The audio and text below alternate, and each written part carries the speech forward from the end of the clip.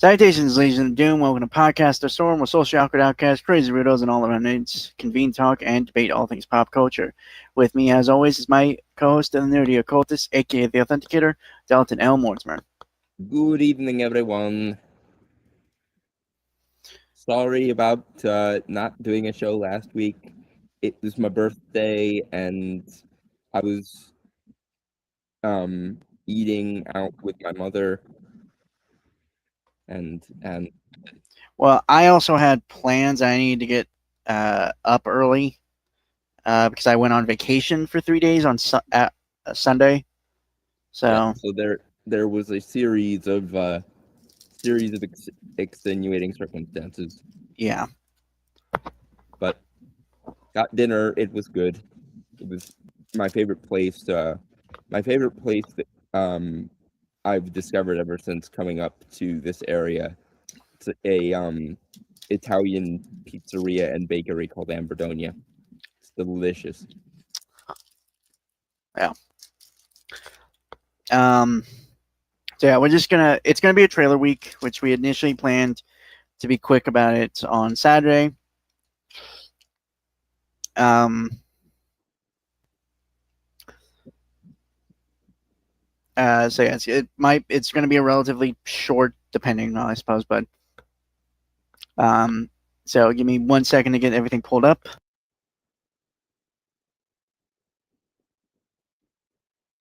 Also, how's everyone doing tonight? I forgot to ask that.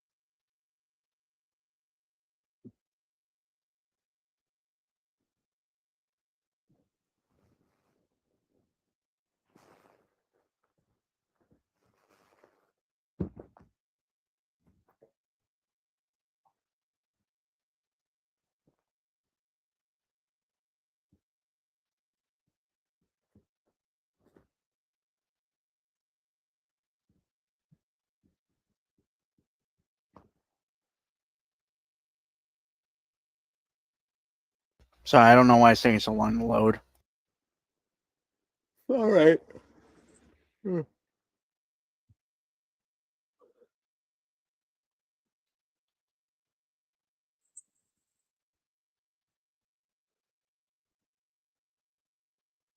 Steffi, come here. Come here, little one. Sorry, my cat is having attention. When my mom came down, she also brought the only collar that he likes to wear with him. So, or with her, so he has his collar back.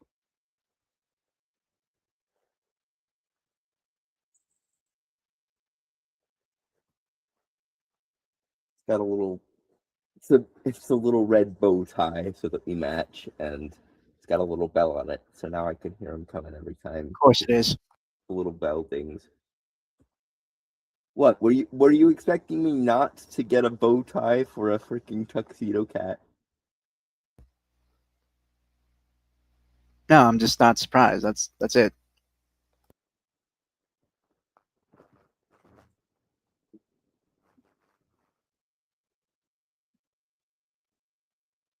Yeah, hello. Come here. Come here.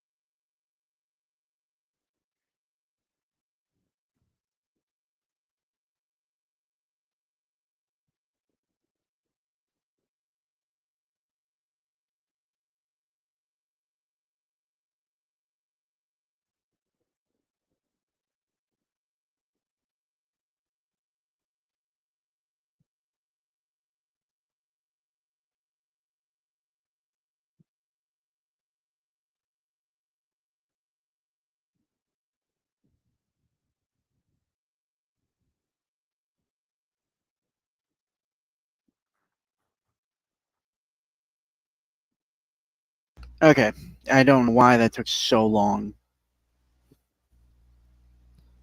No, I do.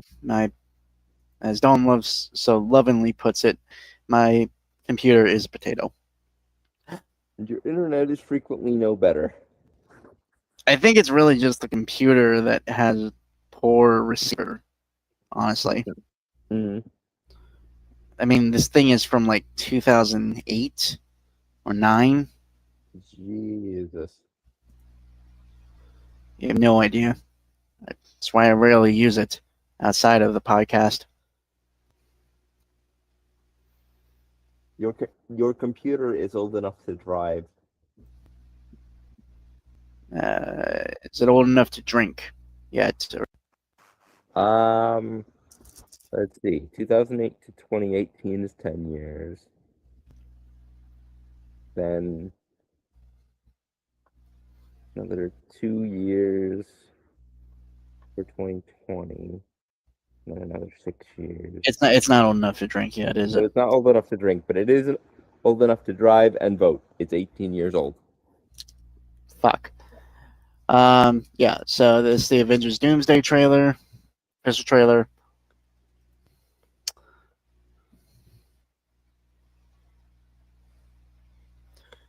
Made our opinions known already. Let's get into it. Yep. Shawarma. Shawarma.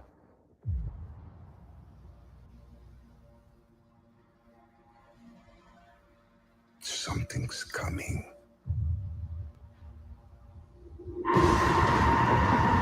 Something we may not be able to deter.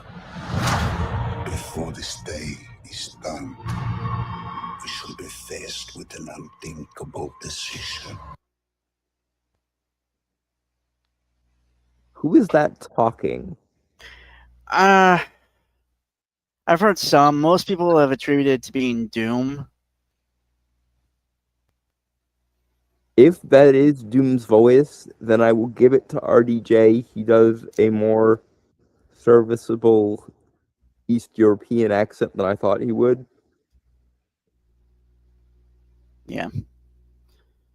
I will say Like Doom's look also looks pretty cool too. Like I know RDJ has done British accents before, both in the Guy Ritchie Sherlock Holmes's and in Chaplin, but I didn't realize he could do an East European accent. If that is indeed RDJ as Doom's voice. Oh. Hey, Giant Troll. Well, that works. A little to no commentary. Hope you guys doing well. I'm doing fine. Wait, you didn't say it was your birthday, and why didn't you do it? That, or I missed that. Happy late birthday. Did I not mention when we were sitting around waiting to do D&D last night, DT, that the reason one of the reasons we didn't do the podcast last week was because it was on my birthday and I was getting dinner with my mom. if I didn't mention it, then I apologize. If I did, then we both must have forgotten about it. So fair play, I suppose. I don't think. Sorry, Go ahead. I was just getting back to the trailer. Also, I've seen some people think it might have been Kurt, because they have Alan Cummins coming back as Nightcrawler as well. Which would also be good. I don't really give it. I give significantly less of a fuck about the X-Men returning than a lot of people do. Because while I acknowledge that particularly X2 is good, I don't have much love lost for the Fox X-Men movies, Deadpool and Logan notwithstanding. Well, again, I think that's just because Fox kept fucking up and not really tapping into what made the X-Men awesome. They did. They've been stuck in a early 2000s flavored time warp for the last 20 years. Deadpool and Logan notwithstanding. And again, I've tried to write out like a pitch on how it could have been done, kind of be a mix between like the late, like a Blade, Matrix, like the influence of like the late '90s movies that kind of would start kicking. Yeah, that could still have fed into an interesting X-Men. Yeah, still kind of keep the. Can I? Sorry. Go ahead. Sorry. Okay. I see Dawn is trying to groom Sir Meowington. Okay.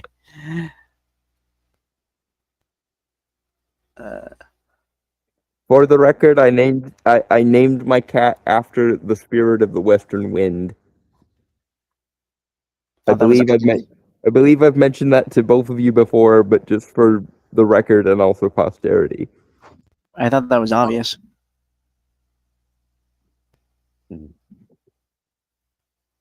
I know stuff without you having to tell me about magical stuff sometimes, man.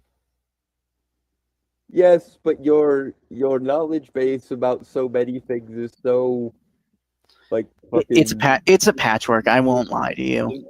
Then that I sometimes it's a complete fucking D100 rule as to whether something will be in your knowledge base or not. Shawarma. Yes, Okay. shawarma. I think he's still catching up, but it was what Tony. For Avengers-related shenanigans, the pause word is shawarma. Yeah, instead of banana that we usually do. The reference obviously being to the first Avengers, where Tony brings up a shawarma place, and like one of the end credits for the Avengers movie was them having post-battle shawarma. Yeah. I realize it doesn't really get brought up like ever anymore, but many things from the first Avengers movie should get brought up more. Yeah. But yeah, how I would have, if I was like one of the executive producers at Fox for the X-Men, well, if that were the case, then well, a lot of things would be different. But I'm just in Fox in general, Mm-hmm. But no. Okay. No offense to Bryan Singer. I think he actually did really well for the first two movies, especially in the second one. It was a lot better. I'm not going to bring up like the controversy of the guy, obviously. So I have if it didn't matter enough to affect the quality of the movie, then it doesn't matter.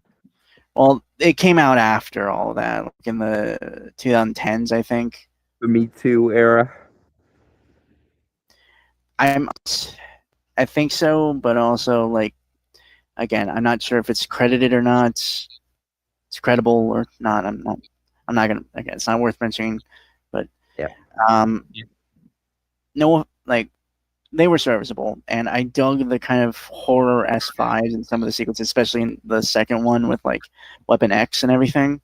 And I think everyone can agree that for all the many faults of the Fox X-Men movies, casting was never a anything less than an A+ in at least the first generation. Halle Berry. Okay, so yeah, A- then.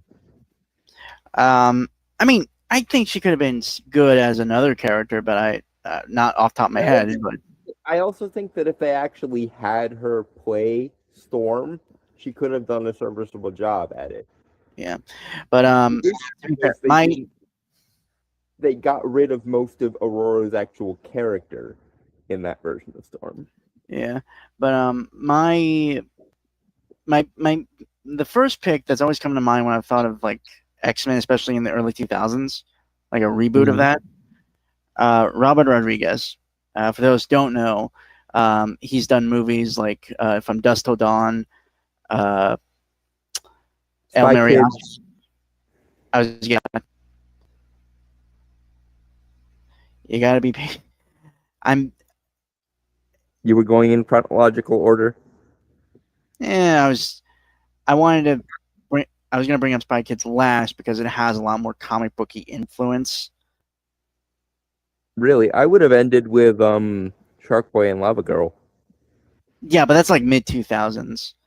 I'm talking early, like late 90s, early 2000s when Robert Rodriguez's career was starting to take off. So right, but I mean, as evidence for why he can handle a superhero universe, stuff like Shark Boy and Lava Girl, especially the latter, the third Spy Kids movie, and of course Alita Battle Angel are probably the ultimate evidence that you could do really well. Also, with like once, with the El Mariachi movies, that he did, which are fantastic, by the way. Didn't he also do Hobo with a Shotgun and the Machete movies? Did the Machete movies? I'm not sure about Hobo with a Shotgun though. Regardless, he can do fantastic. To be fair, he's like the work he's done is like kind of grind. It was always in like a style of like a grindhouse or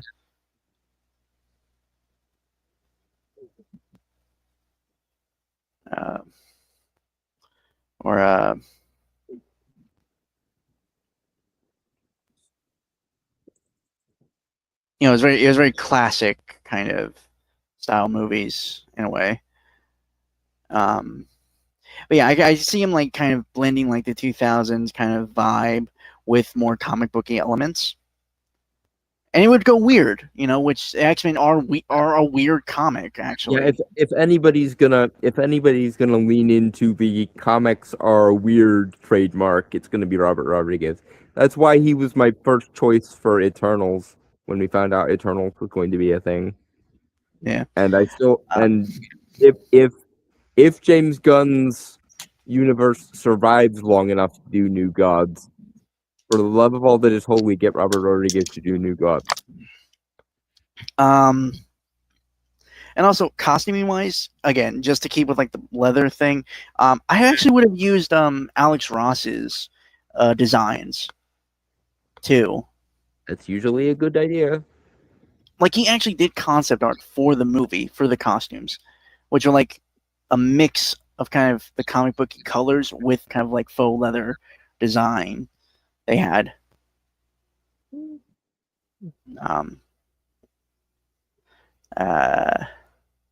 honestly, yeah, I think yellow leather could have, yellow and blue leather could have worked without the obligatory spandex joke. Right. But also, just to be fair, I think something that handled the 2000s reinvention of the X-Men really well that should have been like taken into account.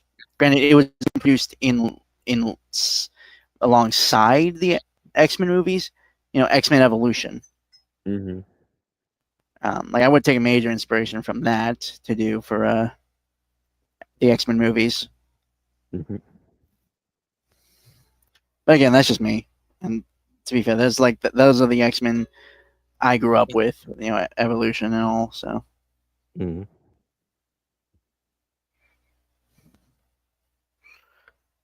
I grew up primarily with the '97 X-Men, and later on in my early teenage years with Wolverine and the X-Men, which aired on Nicktoons Network. I remember Wolverine and the X-Men. It was fine, but again, I liked X-Men Evolution a lot.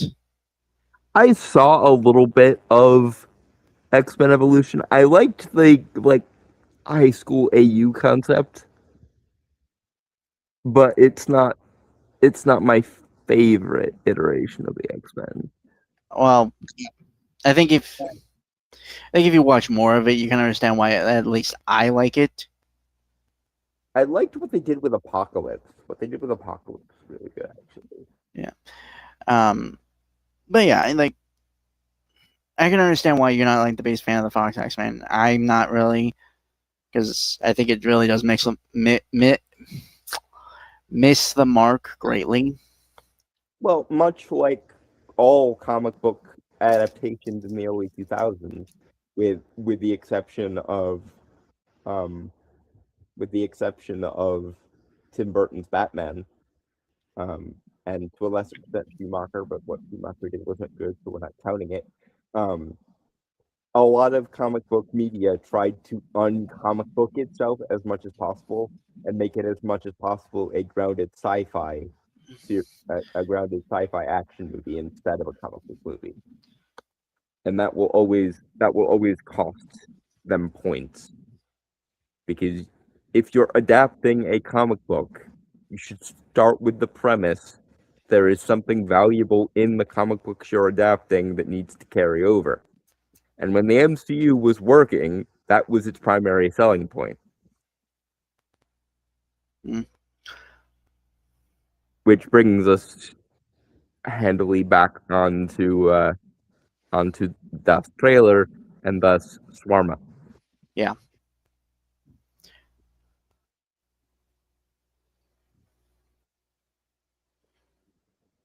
There we go. Okay.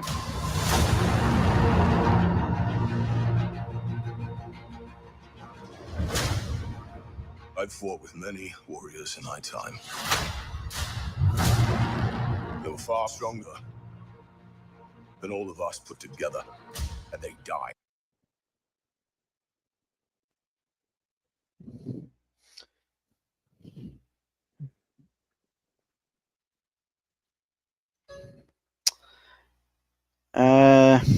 They're interacting.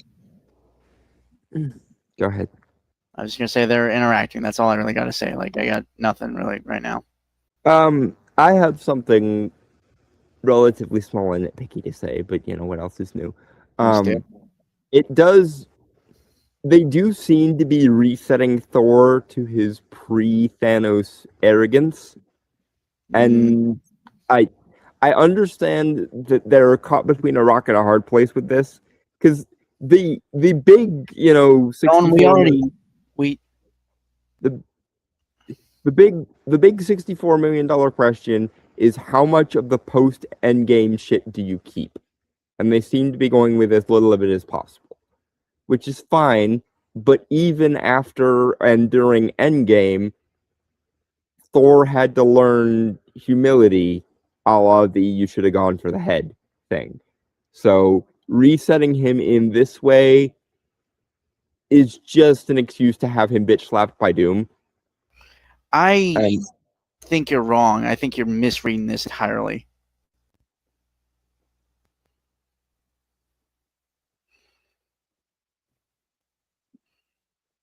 Well, if I'm wrong, then good. As usual, I would gladly be wrong. But I worry that they're just resetting him to his pre-Thanos arrogance so that he could be bitch slapped by Doom. I don't really think that's what's happening here, Don, and I don't know where you were getting that, to be fair. It just sounds like he's speaking about what threat they're now facing. Like he's talking about that and like trying to provide a scale for it. More so, it's not coming across as arrogant to me. We'll see, I suppose. Swarma. Let's see.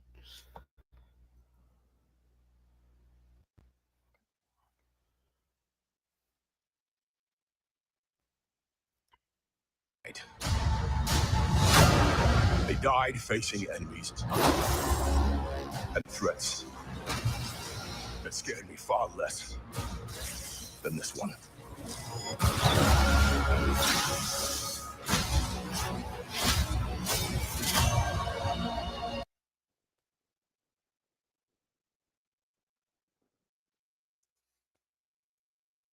Yeah, again, I don't really think it was arrogance. Hmm.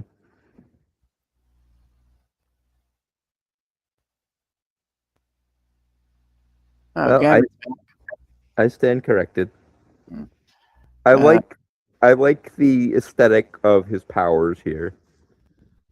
I kind of wish Gambit. we gave him the eyes, though. It would have made more sense here, I think.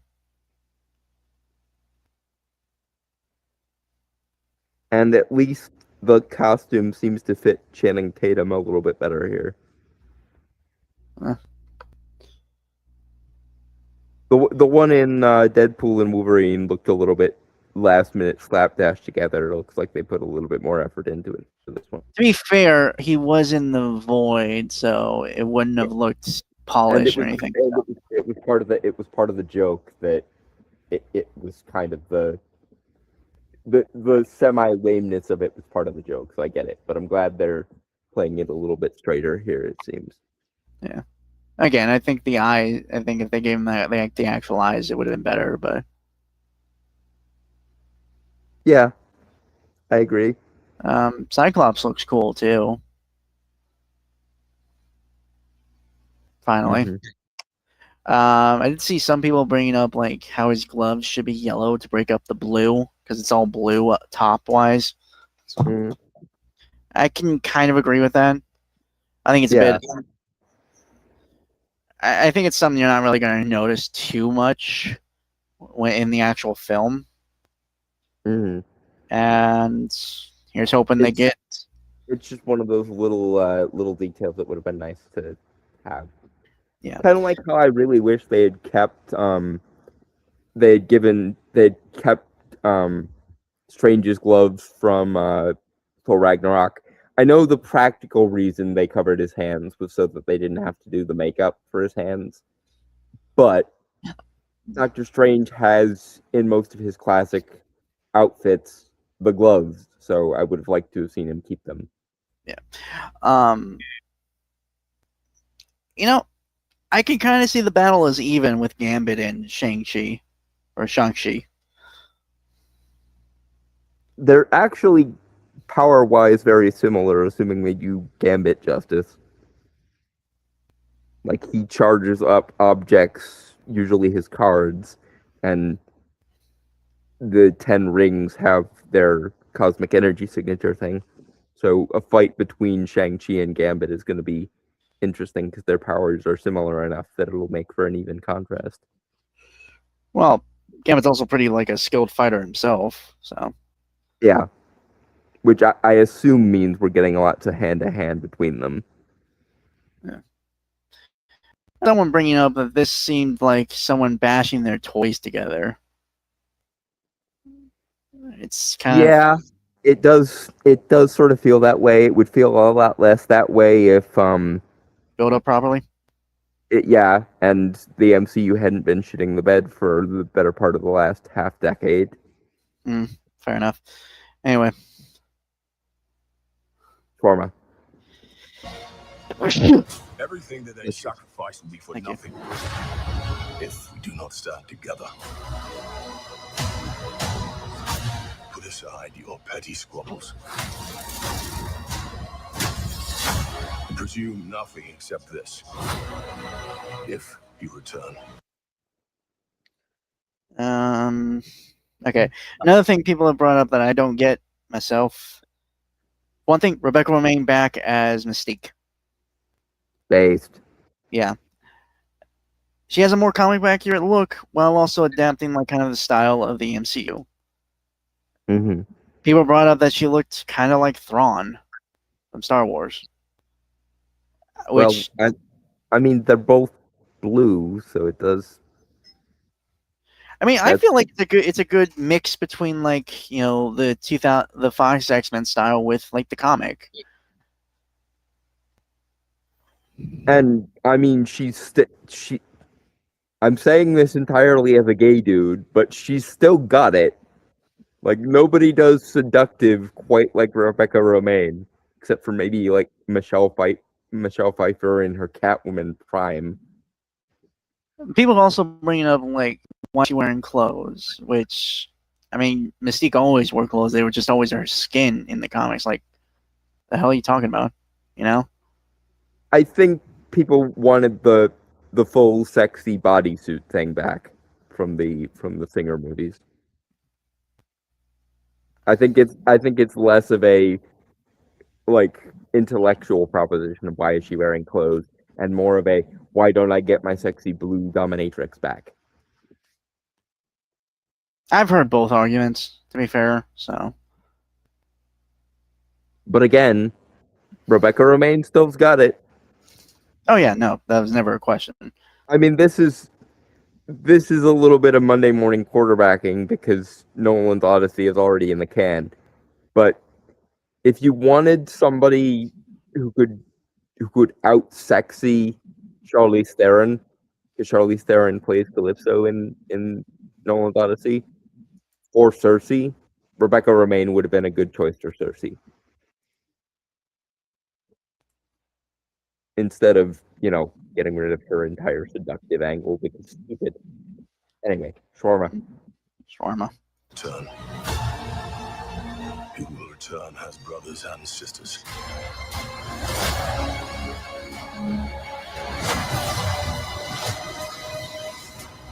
Mark my words.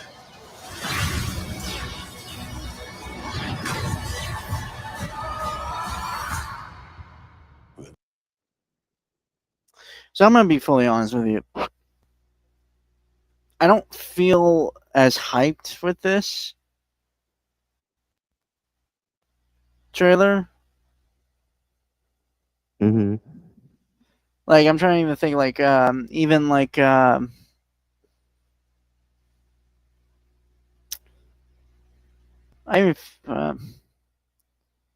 hmm.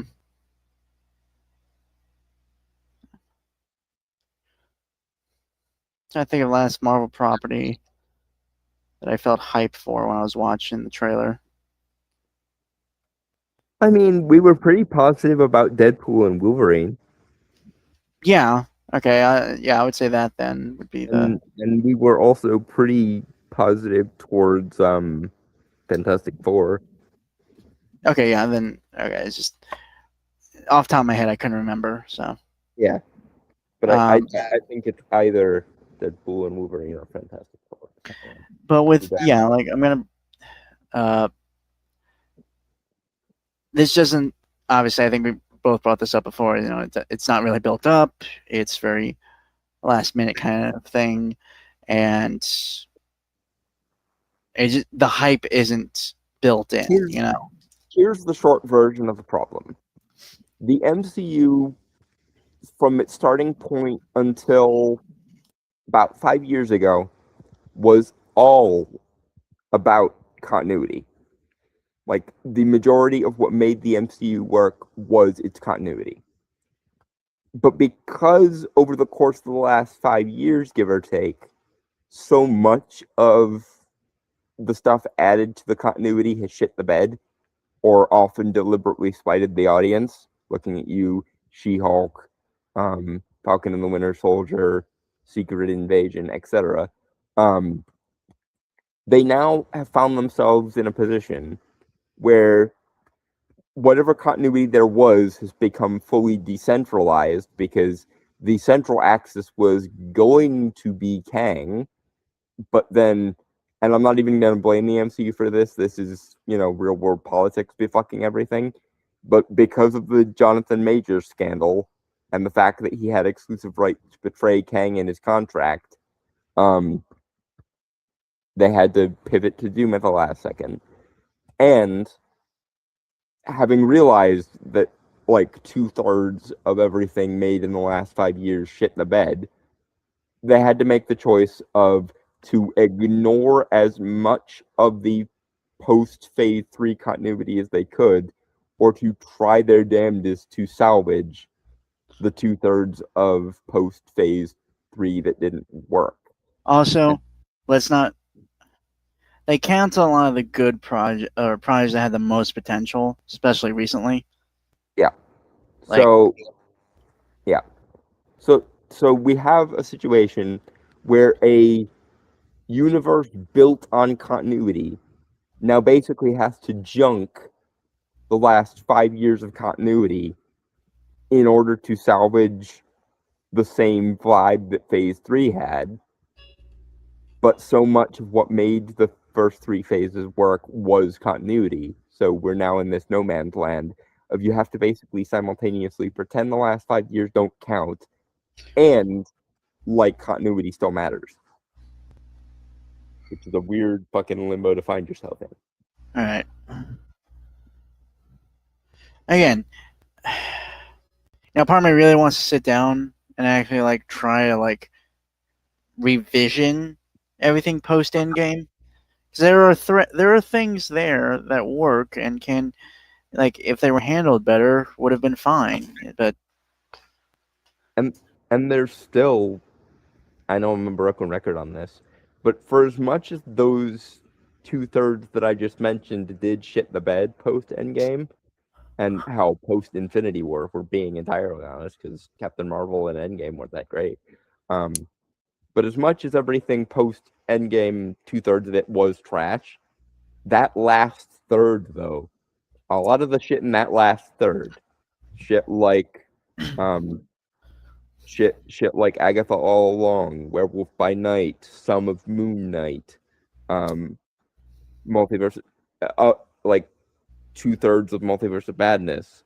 A lot of the stuff that did work post Infinity War really fucking worked.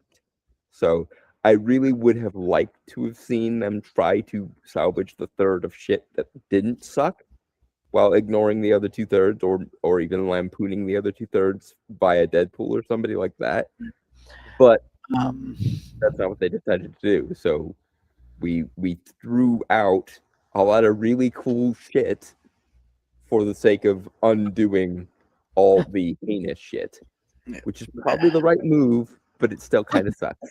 Bless you. Excuse me. Okay. Swarma? Forma. We're going to need a miracle. Hey, pal. It's not possible.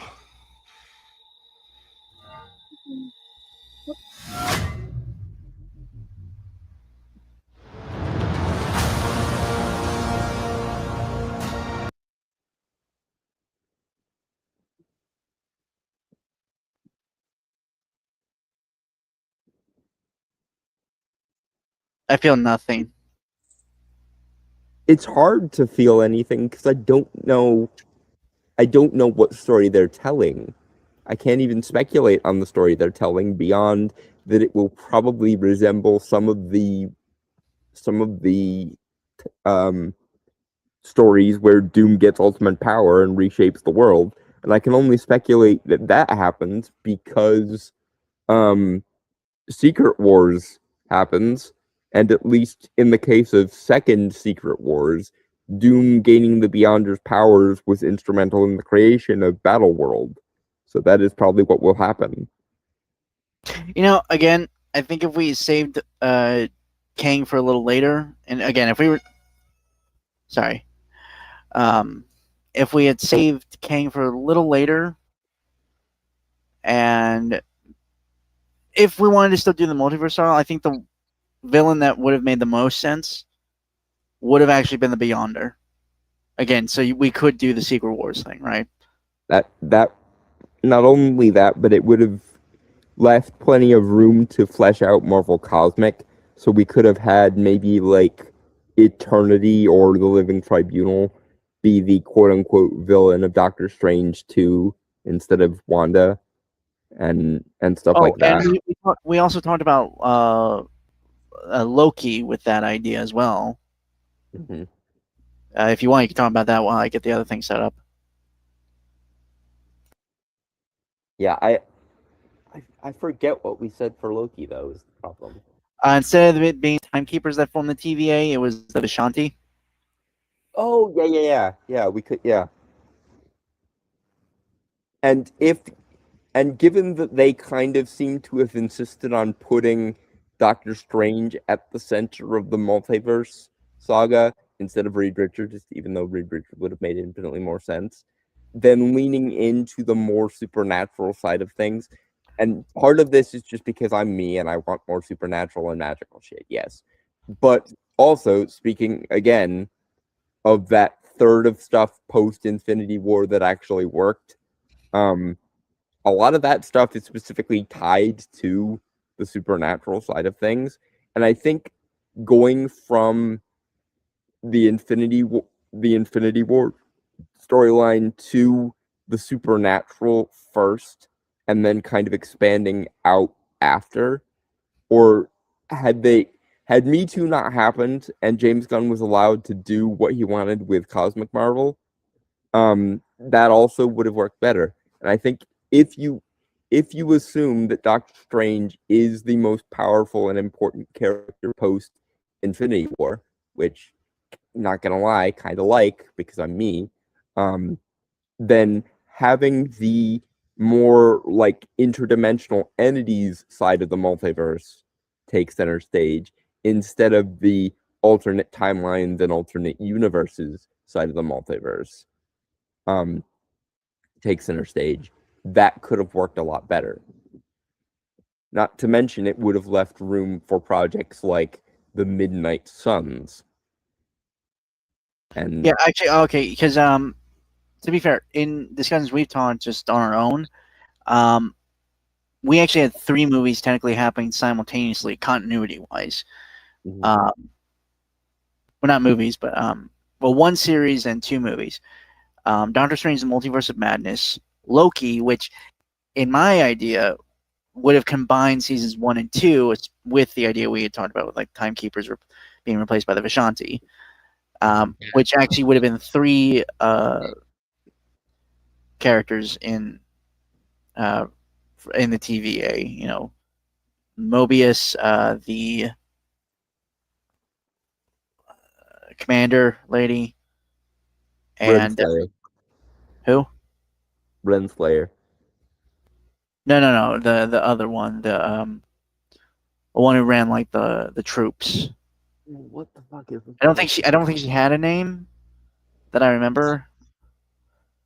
And well, you had to bring in Paradox from Deadpool and Wolverine, but I still think it could work. And honestly, the fact that there's no continuity between him and the TVA setup in Loki is already stupid anyway, so fixing that would be a good thing. Yeah. But yeah, And fucking go ahead. okay. And the other thing, like I said, 3 things. Spider-Man: No Way Home.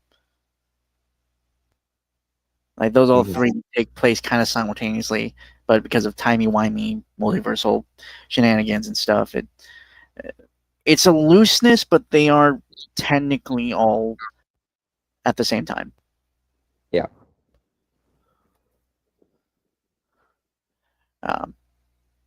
Yeah, I don't want to get into it. Anyway, something that came across my feed a few days ago. I did not tell Dalton this because I wanted to surprise him.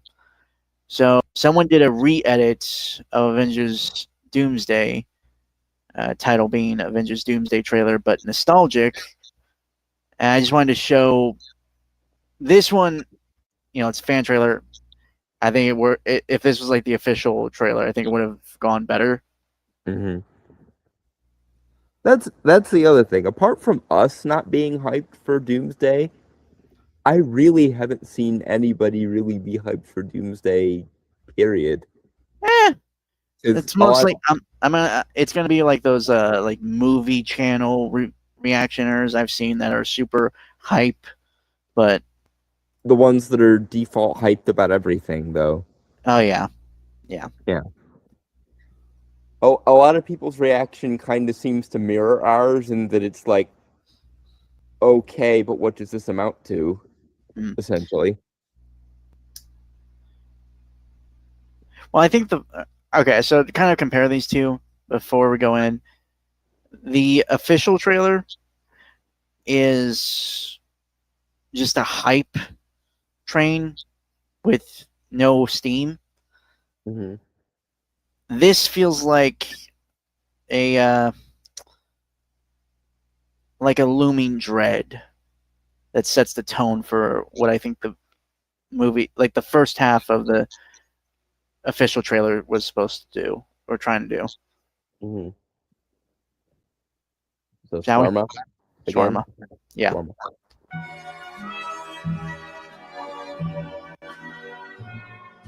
We'll meet again.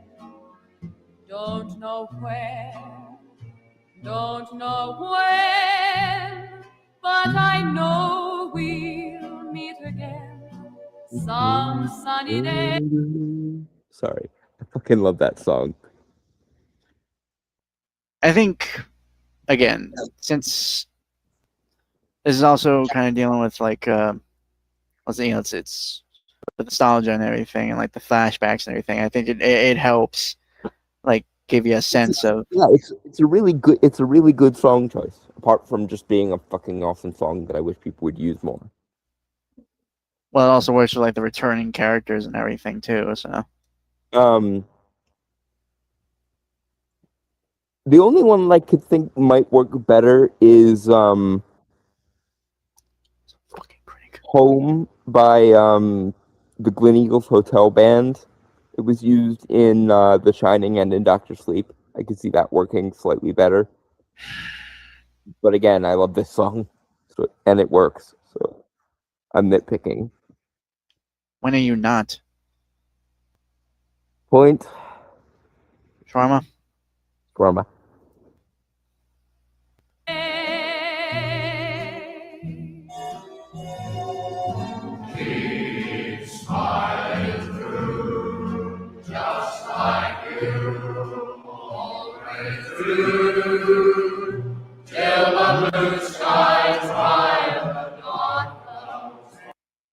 It's weird how like the rearranging of the scenes with the song make it have such a more somber and darker tone, really. Mm. Which again, I think since it's called Doomsday, I feel like is kind of a needed thing. It is what they're ostensibly going for. But again, the official trailer just feels, just like it feels like they're trying to recapture the whole like Infinity War hype. Forgetting that the reason why Infinity War worked is because not only were phases 1 to 3 very tidy in themselves, but phase 3 itself was probably the best of the three.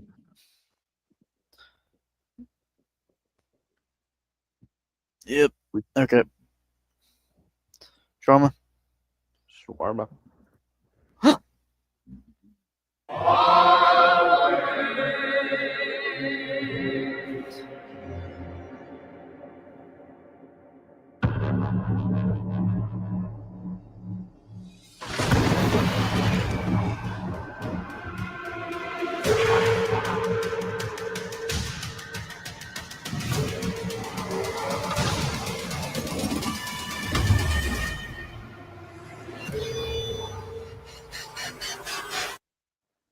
Till the blue skies drive the dark clouds far away.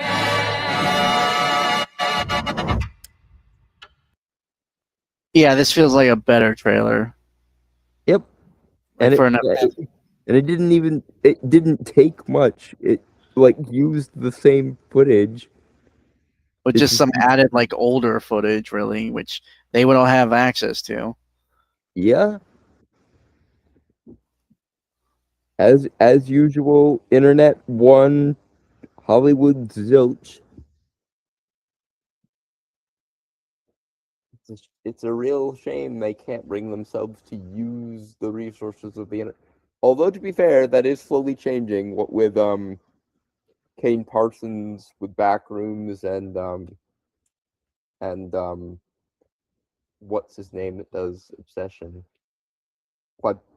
Cory Barker, not Clive Barker, the other Barker.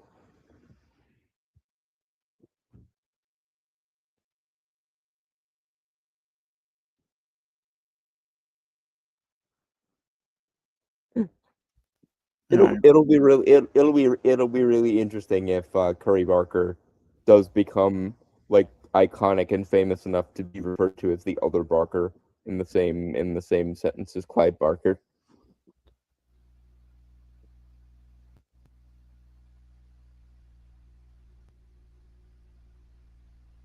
That's the guy who did Hellraiser, right? Yes, Clive Barker. He also did several scripts for the 80s Twilight Zone, a book that I really wish they could adapt, but it would be a massive fucking trial to adapt, called Imagica. I'm trying to think. I don't know why I'm thinking of like what's his name? Barker, who did The Price is Right. Paul Barker. What the? That's the one that did Price is Right, I believe, is Paul Barker. And of course Benjamin Barker, as in Sweeney Todd.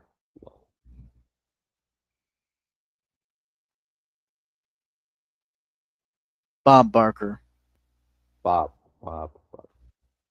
I was never really big. I was a Family Feud guy. I like in terms of the old school. In terms of the old school game shows, it's Jeopardy and Family Feud for me. To be fair, I only know Bob Barker from Happy Gilmore. So. Right. Yes. All right. So pivoting from Marvel to DC, Lanterns final or official trailer. Let's see if they can redeem themselves after the previous one, folks. I've already watched this. I will say what I say when I need to say it. So. Okay.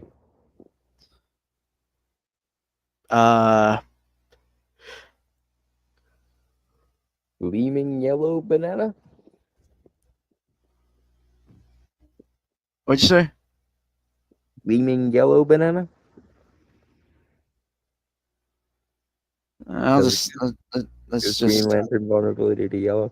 Lol. I'll just stick with banana. Banana.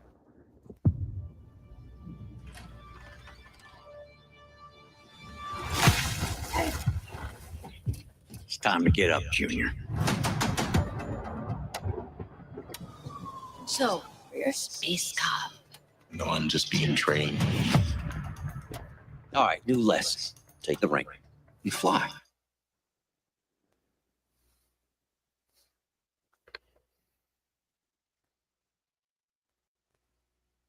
I don't know. I don't really have anything to say right now. I have nothing to add right now apart from something that I just remembered about the previous trailer that I really hope they address in this one. Hal in the previous one said he was the the most recent Green Lantern in a while, which raises the question of Guy Gardner ? I'm thinking this has to be a prequel. Either that or they've already shat the bed on continuity. I really don't want it to be the second one, but who knows? Banana. Just fly. I'm sorry. Fly, please.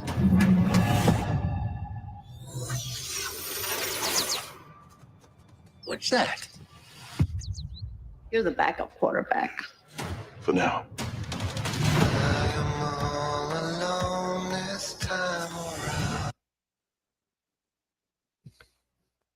Okay, John being the backup quarterback once more raises the Guy Gardner question. Is Guy Gardner just not affiliated with the Lanterns in this universe? Or is this a prequel? Okay, can you shut the... Guy Gardner, officially, in DC canon, is usually the fourth... Oh, I think he's after John.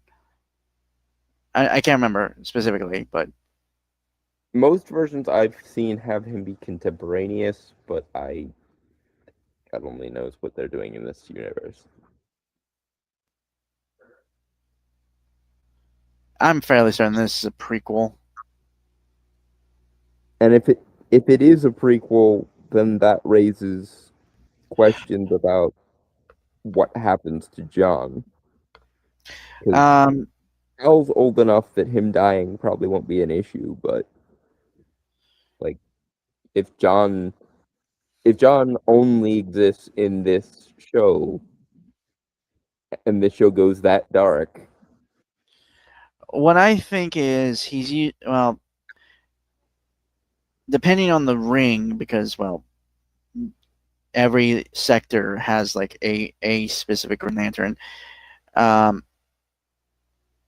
He could be just doing the whole because he's in charge of another sector. That's why he's not on Earth currently, but like Superman time, if it is a prequel.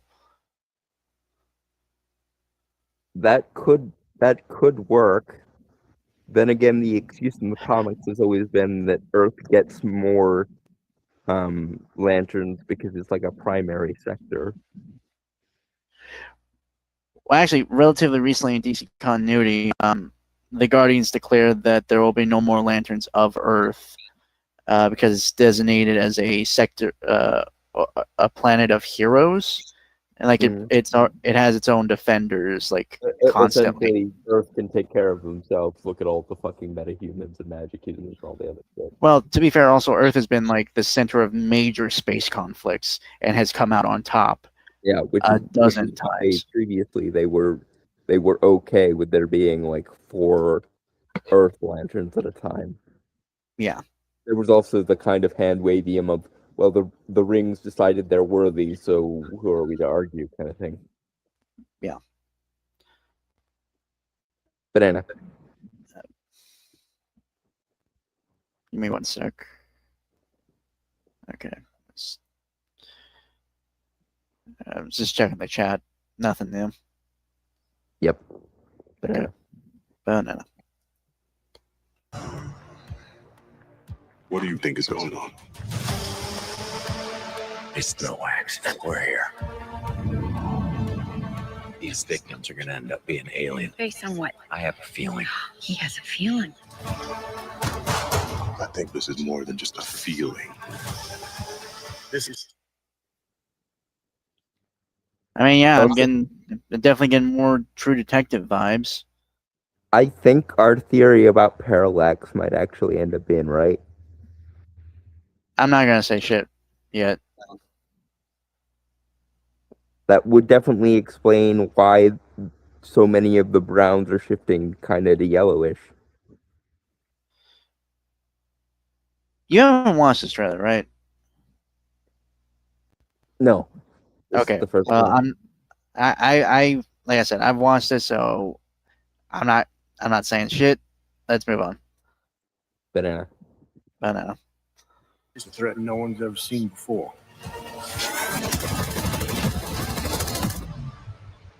What do you know about manhunters? Where'd you hear that word? Manhunters are the most dangerous beings to ever exist in the galaxy. And they're going to space. See, if this was the first trailer, I think we wouldn't have much of a problem. Yep. I don't know why the fuck they were... Okay, if it was visual stuff, maybe I can understand, but still. If it's visual stuff, then just delay the fucking trailer. Because the substandard trailer does nothing but deflate the hype. Seriously. Because I'm still not as engaged as I should be, but still, it's a damn sight better than before, where we were both sitting here going, "Oh God, this might be bad. This might hurt. Fuck."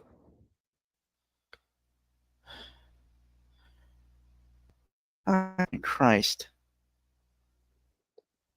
Dear Hollywood, But- please learn to advertise your shit.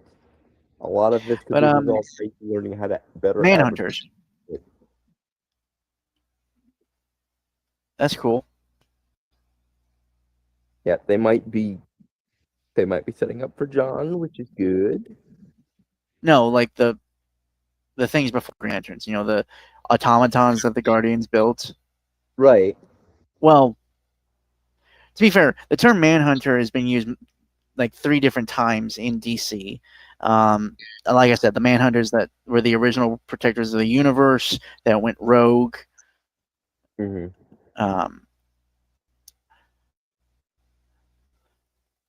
Then you got. If you're gonna Easter egg in the Last Martian, a lantern show would not be a bad place to do it. Then you got Manhunters, which is a Martian term for basically we're just cops on Mars. And then Manhunter, the vigilante on Earth.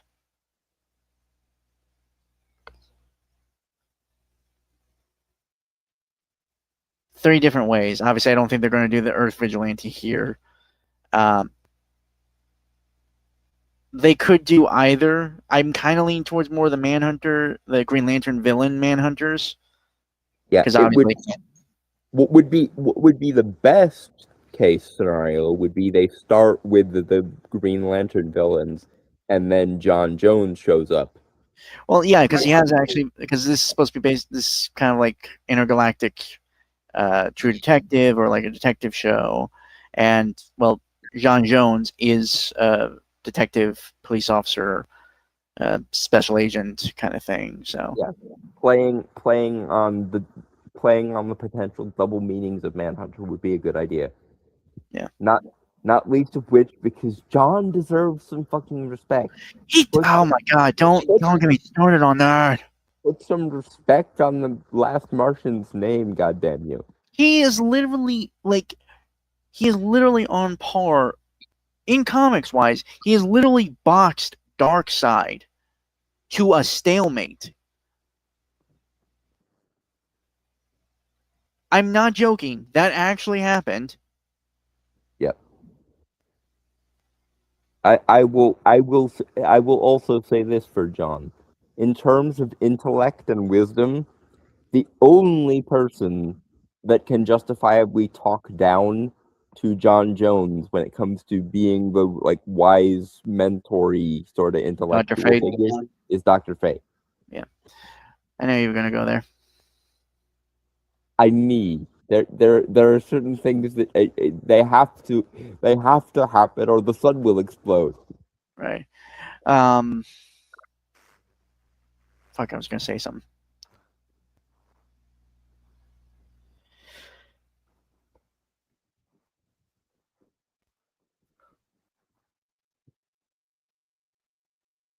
I'm just imagining Atrocitus rampaging on Mars.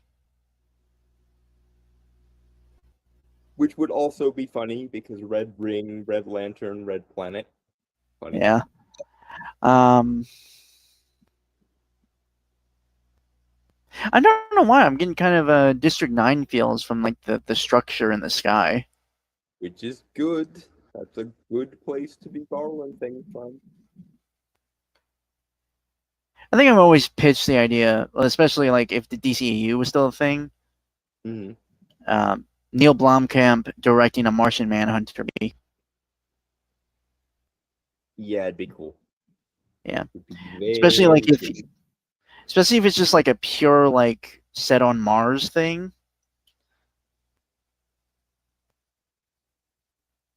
I think it would just be cool to see him like design like everything, like for Mars and stuff. Seeing kind of like the apocalyptic end to Mars and having John be both the POV character and the last survivor would be interesting. Neil Blomkamp's South African, right? Yeah. Kind of would be interesting to like basically like make a take an African influence for the Martians actually. I think about it, or like Mayan or something along those lines. Oh, actually, Maybe like some of the old arts from John Carter of Mars, or was it Barmstool? Right. We also know from the issue of Sandman called Passengers that the Martians respect the Endless as entities, and we further know because of Tales in the Sand that Dream has taken on quasi-African aspects before, like when he was hoarding Nada. So like Um, yeah, I know why Atrocitus hates Manhunters, Giant Turtle. It's kind of the reason why he's a Red Lantern in the first place. mhm. For anyone who watches this and doesn't know who who Atrocitus is and why he hates like Manhunters and the Guardians of the Universe in general, so he comes from the Space Sector 666, um, that was brutally decimated by the Manhunters when the Manhunters, I don't think it was achieved a sentience, but um, came to understand that emotion was a dangerous thing and sought to eradicate it, thus life itself. Mhm. And Atrocitus was basically a survivor of a massive genocide in his space sector, and through feeling the unending rage that he has, birth the Red Lantern ring. I think it was also through the bonding or the entity of the Red Lantern light or the red light spectrum. Mhm. But regardless, it was through that rage and kind of a thirst for retribution that the Red Lantern is going to be. They're actually, while I do like Green Lantern, the animated series, fantastic show. It did get it kind of failed making Atrocitus, and it basically turned him into a villain. Right? There's a pure villain, whereas, Generic bad guy instead of giving him. I mean, he was somewhat interesting. He was somewhat interesting, but the major issue was, to my understanding of Atrocitus in the comics, I have not read many Green Lantern comics, mind you, so it's limited, but I've looked into him. He is very much a man that does seek justice. He is, while he's not a pure rage, he's not guided by like absolute carnage or wrath, but He's a not the sense Hulk. of, He's not the Hulk. no. He seeks almost an eye for an eye kind of thing. You know, again, it's more retribution than it is rage. Mm-hmm.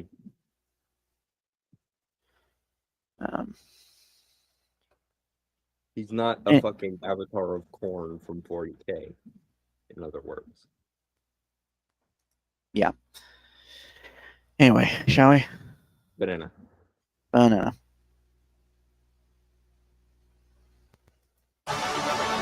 It could take the form of any species. So it could be anyone. He's gonna send an army to put you down.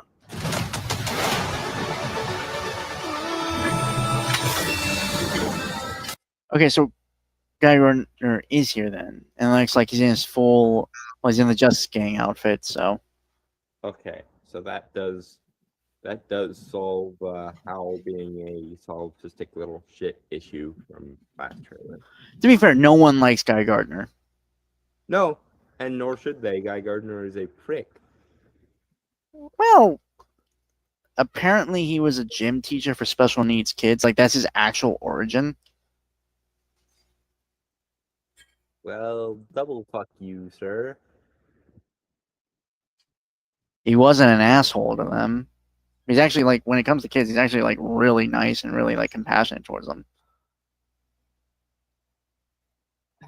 Guy, you are so many very annoying things. I feel like people have written him that way for whatever. Again, I just think there's always like a lot more nuance to characters that a lot of people tend to forget.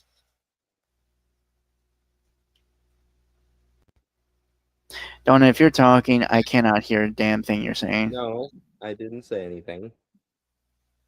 Okay. I was letting you say your piece. No, that was it. I thought you were gonna continue.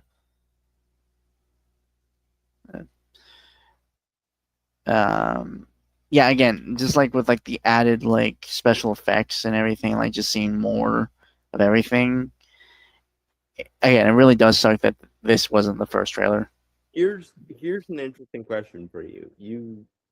If you don't know, that's fine. But have Manhunters always had the power to shapeshift? Well, obviously Martians, sure, but I don't know about. But the Green Lantern bulbs, they always had the power to shapeshift? As far as I know, I Okay. don't think so. Okay. So if they're giving these Manhunters shapeshifting powers, they might be trying to do the double meaning thing we were just talking about. Because of course, who's another Manhunter we know who's one of his primary powers is fucking shapeshifting. That would be John. Right.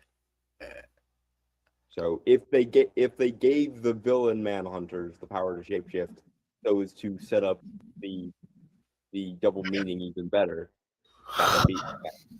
that would be what we call in the business a good sign, folks.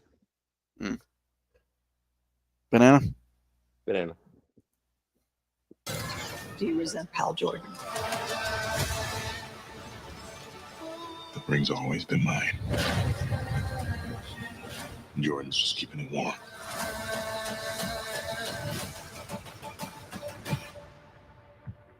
Sinestro. Okay, so I know this actor. He played in a series called Banshee. That also had Anthony Starr. Like he was the antagonist, Anthony Starr's protagonist character. It's a great show. I totally buy this actor playing Sinestro. Then, Yeah, fantastic actor. I wish they would lean into his like alien aesthetic a little bit more. I mean, he doesn't have the. Yeah, I feel like they could have saturated it a bit more. Yeah.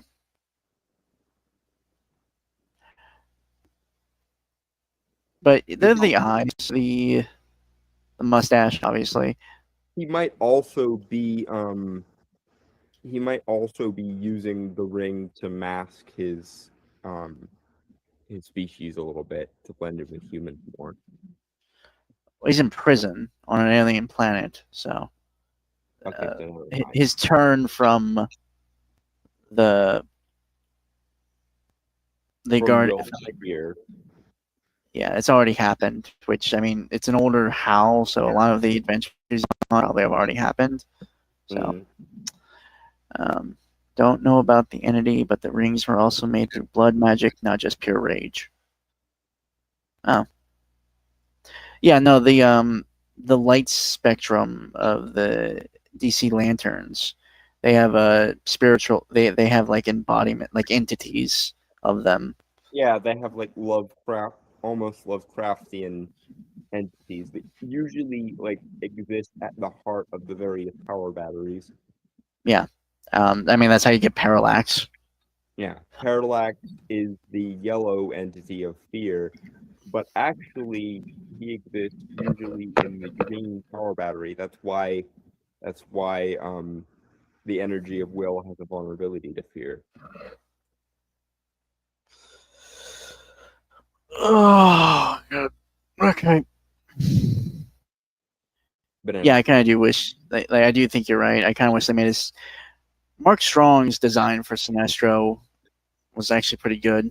Yeah, it was a really good fucking design. It's a shame the rest of the movie was, well.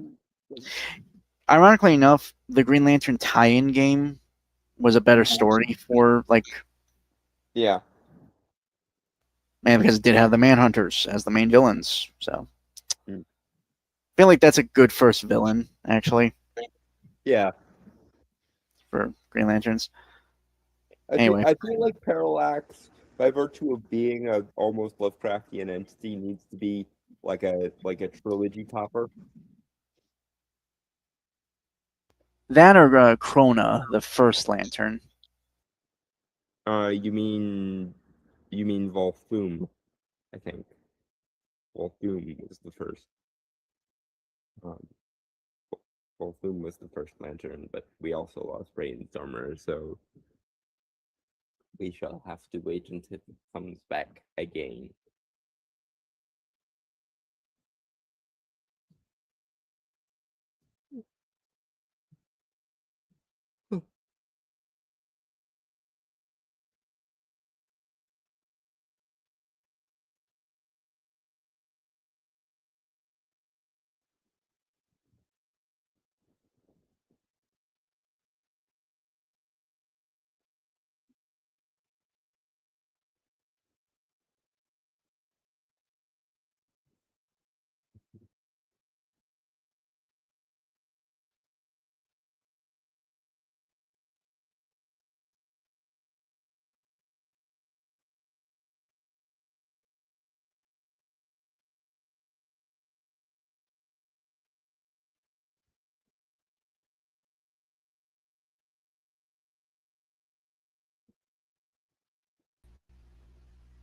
Okay, you're All right, back. hello. You said Krona, but I believe you mean Volthoom. Volthoom was the first Lantern.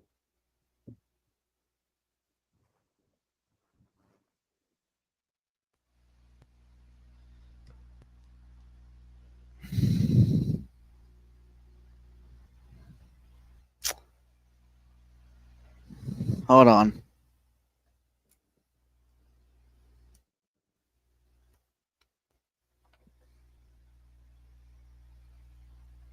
In fact, isn't Corona the name of the green entity inside the yellow Power Battery?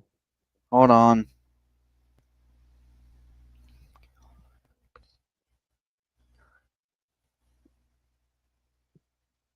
Jesus Christ.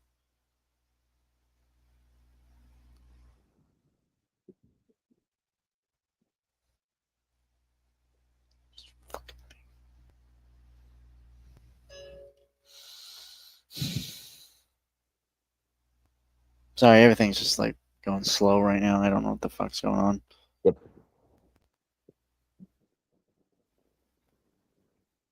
Your computer is being maliciously compliant. My phone.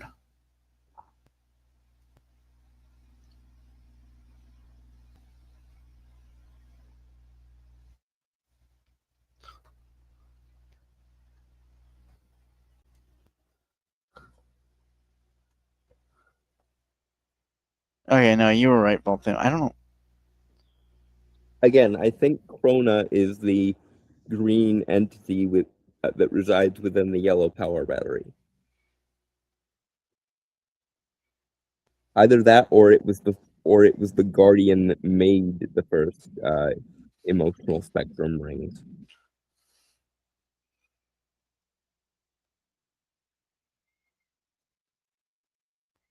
No, he's a powerful renegade guardian of the universe.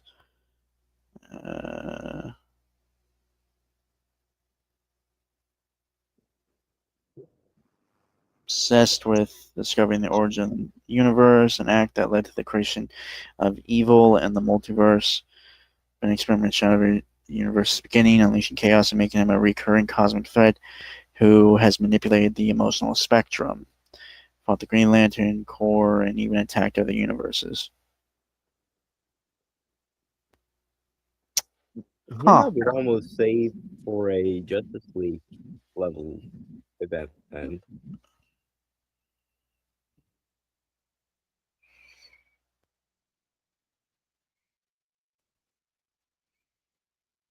Alright. Anyway. And yeah, I'm familiar with the enemies, just wasn't sure if they were involved in the Red Ring's direction. Though it was just, what was it, Blood Sacrifice of the other versions and his Rage.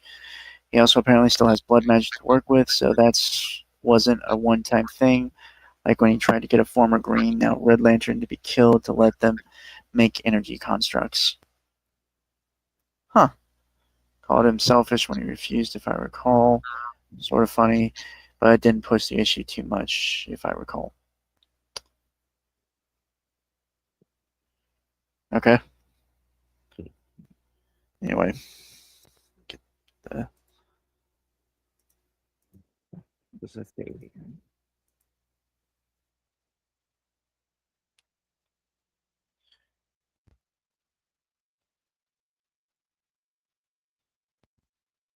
Yeah. Anyway, shall I? Yep. Banana. You don't really believe he's your backup, do you, Hal? No, Let's say what he actually is. my replacement.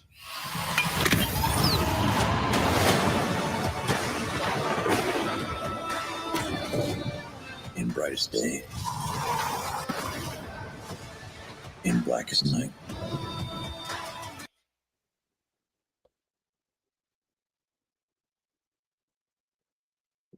Yeah, again, if this was the first round, I feel like we'd have very different opinion. Yeah. Hollywood, optics, and advertising. Again, Learns them I to- understand. Look, I can completely understand if it's the visual effects need a little more work, but you could have at least shown the sets and stuff. Yeah, and the Like- best move. I know this is really going to be counterintuitive to Hollywood here, but the best move with regards to trailers when you're VFX-ing more time is to just wait and release the trailer when they're ready. Like, no one benefits from you releasing an extra one early that makes the thing look lame. No one. Niet. Nil point. Absolutely nobody benefits from you releasing an incomplete trailer just to have more trailers. You are the ones in control of when you release these things. So wait until you're ready to put your best foot forward rather than putting your foot in your mouth the first time out. The power and choice is entirely yours, Hollywood. Why do you keep sabotaging yourself? I totally missed the part about them possibly crossing the streams here and mixing Manhunters with Martians, or just making John a robot Manhunter rather than a Martian, simplifying things. I mean, I really don't think they're going to do that either. That last thing, no, absolutely not. Yeah, I don't, even if they wanted to simplify things, I don't think they're really going to do that. And everyone would be pissed at I'll rephrase. Everyone who knows that you gotta put respect on my boy's name would be pissed at them if they unmartian the Martian Manhunter. Yeah. That would be one of these things. That would be one of the few decisions I would say is stupider than making Jor-El a eugenicist. I mean, still probably less costly than that, but it is approximately as stupid as that. No offense, Rancho, but you are a pessimist. Or oh, is he catastrophizing again? No, he's just saying I don't trust them not to. I'm not gonna lie, the people making decisions are stupid lately. I see where you're coming from, DT, but you are the sort of person who can look at a half glass of water and assume it's already been smashed on the floor. But look, I understand the thing. I just don't think they're gonna go that way. I'm trying to keep an open mind here. Again, I think the smartest thing to do is to play on both meanings of the term Manhunter, and it does seem like giving Manhunters the ability to shapeshift might be a good way of going about doing that. Because if they meet John and at first don't trust him because he has the power to shapeshift and calls himself a manhunter, I think that could make A, for some really interesting character beats, and B, introducing the Last Martian in a show focused very heavily on aliens would make sense. I could even see if we're in full on good ending wish fulfillment territory, I could even see one or the other of the Lanterns offering John the ring and him turning it down. All right. Banana. No evil shall escape my sight. Let those who worship evil's might beware my power.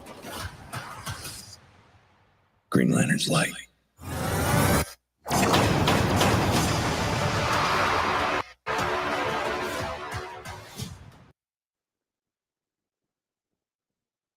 They're still really nerfing the actual Green Lantern constructs, aren't they?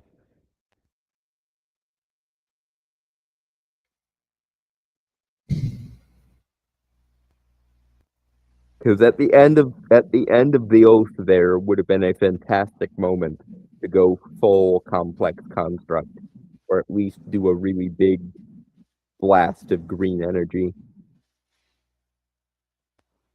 You find bolts of green? Yeah, but you missed what I said. A really big, dramatic burst of green energy. No, I That did. was- I heard that what was- you said. I'm just. That was That's the, what that what I was was the. gonna- Go ahead. What I was gonna say. I heard what you said, but how this has all been structured, I don't really think they're gonna do big things regarding like the constructs and stuff here. Nerfing the rings is a bad idea. I mean, whatever. I don't care. How our beer.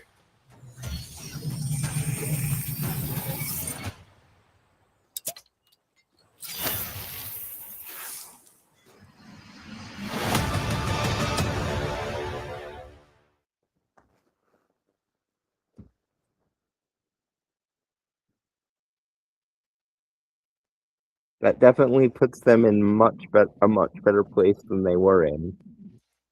Might be too late though. Yeah, the damage might have already been done. And again, I'm holding out hope that maybe it's yet another case of the visual effects weren't done and we'll get more complex constructs in the actual thing. Because nerfing the Green Lantern rings in a Lantern project might be the single stupidest thing it could possibly do.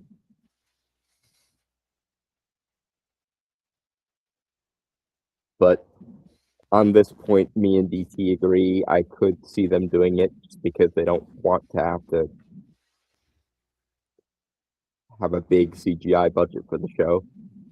Which, okay, there is a way around this writing wise that I could see if they're smart enough to do it.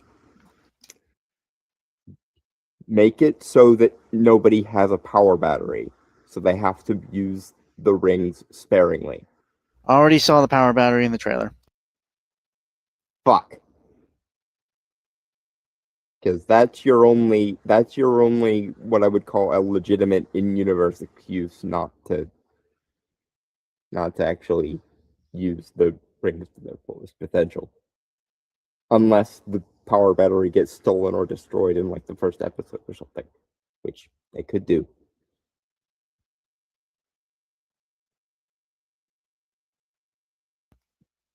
Because if you want the rings to be nerfed in a way that you can unnerf later, the easiest way would be don't give them an access to a power battery, so they have to use what's in the ring already very sparingly. Okay. Not sure if this is a good idea, but maybe have the Manhunters destroy the Martians first, and that's where they got shapeshifting, able to steal shit from other races, Fox Sentinel style. And So the lantern's supposed to be super powerful, like continental levels at weakest.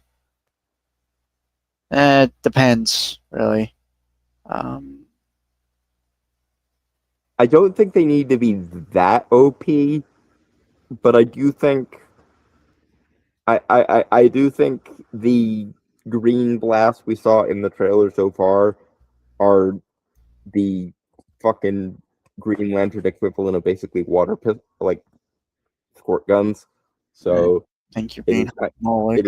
it is kind of lame. Um, but again, there are ways around this. Primarily, find some scenario where they don't have access to a power battery and therefore they have to use what they have sparingly. That's the easiest like writing 101 way around this issue if you don't want the show to have a massive CGI budget or don't want to explain, or want to explain why they can't do the big constructs. Dalton. Alright. Another thing Dalton's gonna hate, Avatar 7 Havens.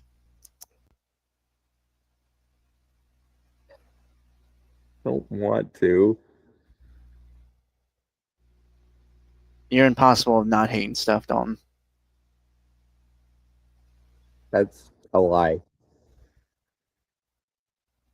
I simped Okay, for let me- I simped for Guillermo del Toro's Frankenstein. Dalton, hold on. Let me rephrase it then. You are incapable of not hating something when it is bad. Or that's hold on. Actually, that's okay, let me rephrase that again. You are incapable of not hating something because you cannot turn your brain off, or actually no, okay.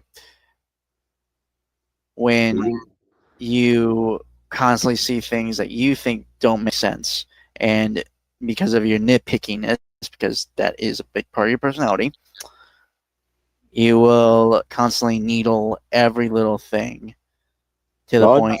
God forbid I have standards, apparently. I'm not saying it's not a trait that is admirable, but you did tend to, like how I have a thing where I can't stop writing, you can't stop nitpicking. Mm-hmm. And Am I wrong? how often has that come in handy with the said writing issue? That's not the point I'm trying to make here, though. I do appreciate it. Again, my point, obviously, is that you can't help yourself. Even if something's good, you do point out little things. Well, I'm sorry. If I have to turn my brain off to make something good, it's not good. I wasn't saying not turn your brain off. I'm just saying you nitpick. That's your thing. You can't help it. It's you. Again, God forbid I have standards. I'm not trying to insult you or anything. I'm just pointing out a fact. Moving on. Banana. Or, no, cabbage. How did you fuck that up?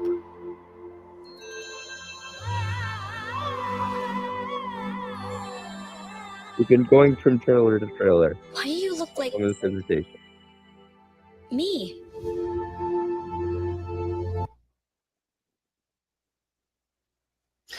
I don't mind the art style. It feels a little too simplistic for Avatar.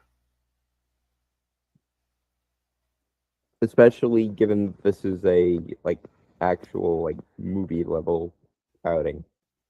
Typically what's supposed to happen is the animation quality is supposed to go up when you transition from series to movie, even if it's just by a little bit. This is a series. Wait, I thought Seven Heavens was a movie. Hold on. I could have sworn it said series. Give me a second.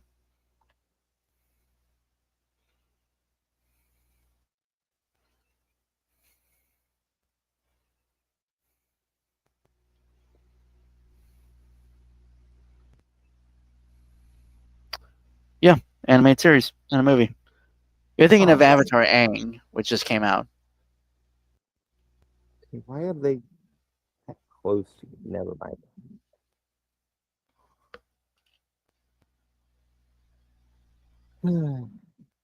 Your brain Cabbages. is short circuiting now. Holy shit.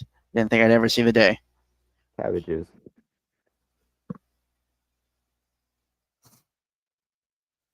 But yeah, I don't know, just like the designs and like the background and stuff just feel like kind of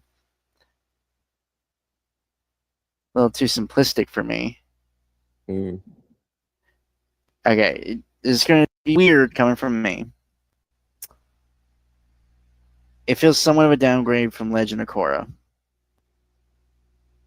Let's hope the writing isn't.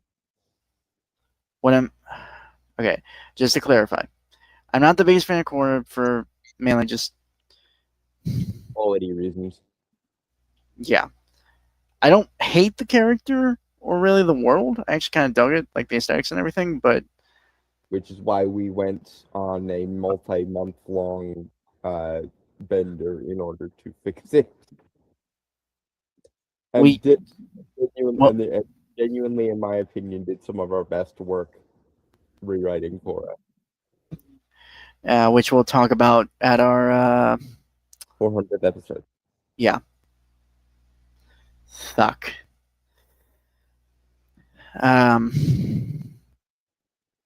This just kind of feels like, weirdly enough, this feels like the in between, like Avatar: Last Airbender and Legend of Korra in terms of art style. It's not a bad thing. I'm just saying, like, You're from right. It is a bit of a visually speaking, and I stress visually speaking because I hope to God the writing here is nowhere near as bad as it was for season 1 of Korra. But the visually speaking, it is a bit of a downgrade. And I stress visually only because if the writing is much worse than season 1 of Korra, we are in for a shit show.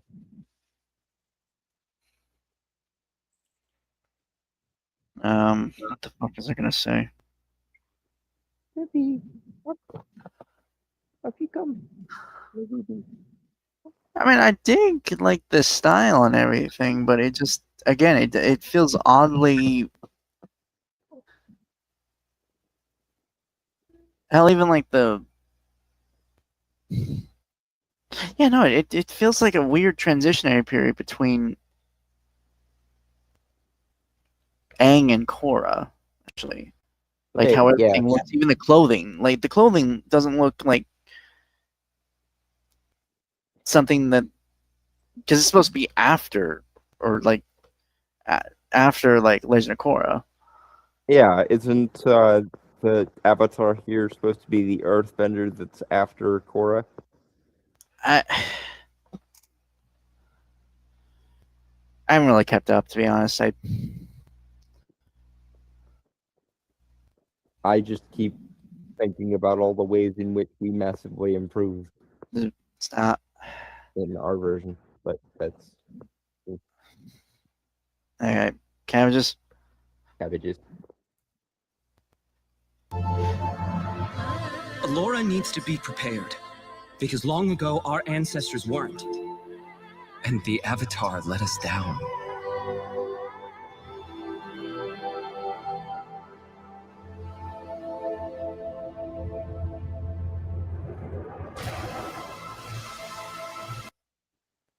okay. I think right because of the spirits and everything, so the world did shift drastically. Yeah, because of late season bullshit of Korra. But once again, the Avatar's successes apparently don't last, and their failures get hyperfixated. I do not like that. I do not like that at all.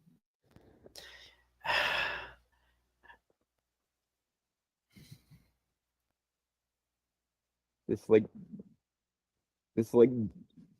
the doomed aspect of the Avatar's reincarnation cycle, the idea that they first established in Korra, it really sucks.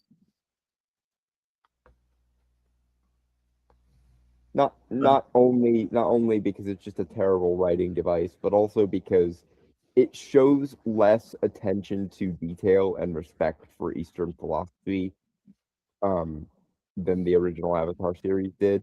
Because the idea that the reincarnation cycle is this doomed like repeated mistake repetition cycle is very much a Western invention. There's not many strains of Eastern philosophy that actually do view reincarnation that way. So apart from it just making every Avatar successively suck because apparently they can't succeed, it also just it downgrades the intelligence of the Avatar series, and I just don't like it.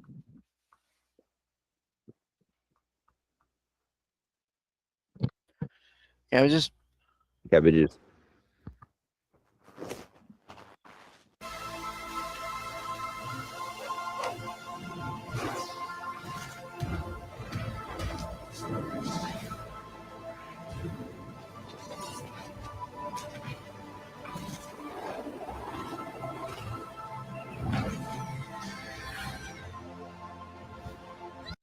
yeah, they got like tech cycles too.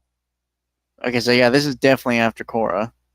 Yeah, and I know this is not a problem originating with this series. It's a problem originating with Korra. But the sheer just level of tech power creep is really fucking annoying. Well, I don't think they specified if this is like directly after Korra. It could have been a few centuries or something. It could have been, but I could have sworn this is supposed to be the Earthbender after Korra.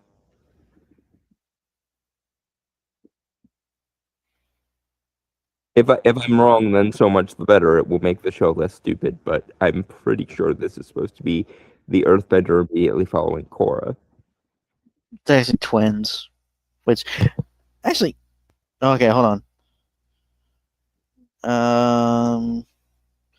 Okay, after 7 new 2D anime series said after the Legend of Korra, on a young Earthbender named Pavi who discovers she is the next Avatar in the post-apocalyptic world, where the Avatar is feared as a destroyer, not a savior. Off with her long-lost twin sister and allies, say Seven Havens, last strongholds of civilization from collapse. So we're getting Avatar Mad Max version? It sounds cool, but I don't feel like it was probably. I'm gonna be a broken record here, but part of what made the original Avatar work well was it was set in this like medieval Asian fantasy period. I don't think skipping all the way from like 1920s, 30s, which is what we had in Korra, to post-apocalyptic wasteland makes any sense. And of course, this once again leads me into my I hate the fact that none of the avatars can do anything right now. The fucking doomed aspect of the reincarnation cycle and every avatar having to be a fuck up in some way. Hate it so much.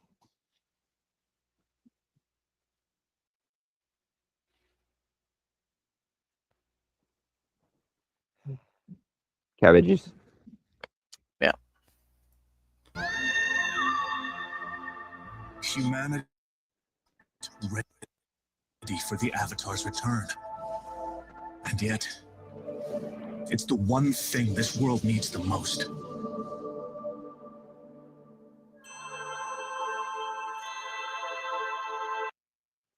Nickelodeon's still a thing. I almost forgot about that. Well, they even if the channel isn't, the production company presumably still would be. Okay, I still don't get some of your criticisms. Problem with Avatar is one person can't make multi-generational world peace. I wouldn't call that a doomed failure cycle.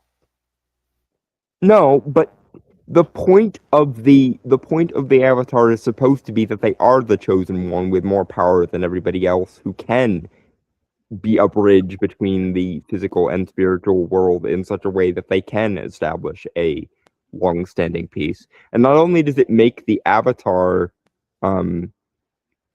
relatively meaningless comparative to the alternative, it kind of cheapens the impact of everyone, both who teaches the Avatar and everyone who helps the Avatar, because presumably, at least as far as we know, every Avatar does have their own version of a team Avatar. They're supposed to be a chosen one-like figure. And I'm fine with some Avatars fucking up. Like, the idea that Roku fucked up and now Aang has to clean up his mess in isolation works, but not as a it's always fated to be that way thing. Not as a every Avatar fucks up and it's the job of the next Avatar to clean up the mess the previous one made thing. Especially not with somebody like Aang, who actively did go against the mistakes of all of his predecessors to rise above and find another way with Ozai. The idea that his successes were almost instantaneously undone and practically meaningless does ruin a lot. Does ruin Hey, guys. much of the mystique of Avatar. Discussion for later, because I know where this is going to head. Yeah. Also, to answer your questions, Trantrol, if Superman made world peace, he would retire. That's literally his whole thing. Yeah. And you're good. Not to mention the idea that every Avatar is a fuck up prevents No, what- no, stop. what I'm sorry. No, I agree. And if you want to have this discussion with Trantrol, because it's just like I know how long it's going to be, and let me just finish the sentence. It prevents what I think of as a really interesting story, which is what does the Avatar do in a generation that doesn't need the Avatar? The Avatar is supposed to be, or at least how I always interpreted the Avatar prior to the every Avatar is a fuck up retcon. The Avatar is supposed to be the one the universe calls or brings into being when there's a giant like world destroying or world altering problem to be dealt with. So what does a Avatar do in a world that doesn't need anybody to, in a world where there isn't an apocalypse ready to happen, in a world where they can just do what they want to do rather than what destiny requires them to do? What does a peacetime Avatar look like?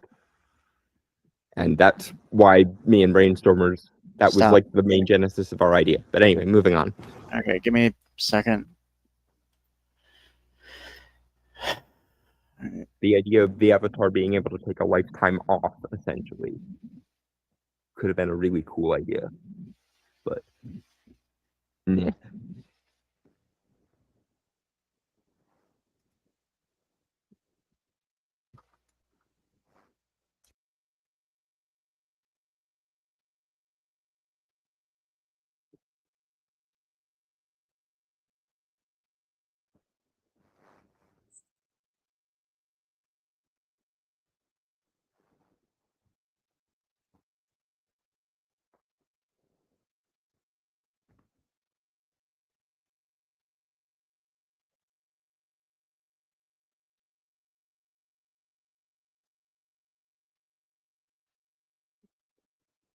My sentences are always long-winded. Let's not act like that's a new thing or an improvisational thing. I'm always a long-winded fucker.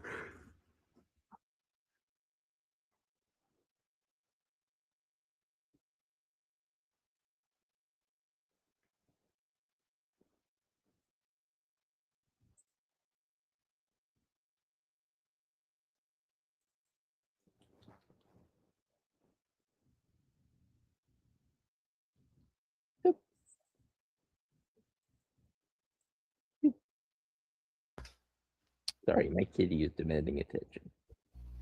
Yeah. I've gotten used to Dalton doing run-on sentences.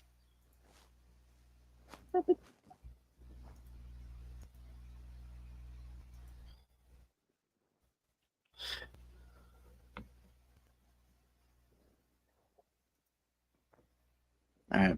So first trailer for Clayface, DCU project. I'm actually kind of looking forward to.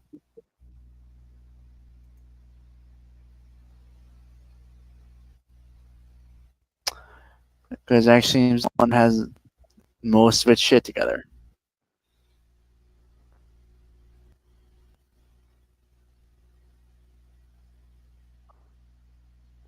Hello?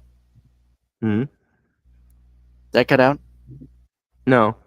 Okay, sorry, it was like quiet there for a minute, and I just You're good.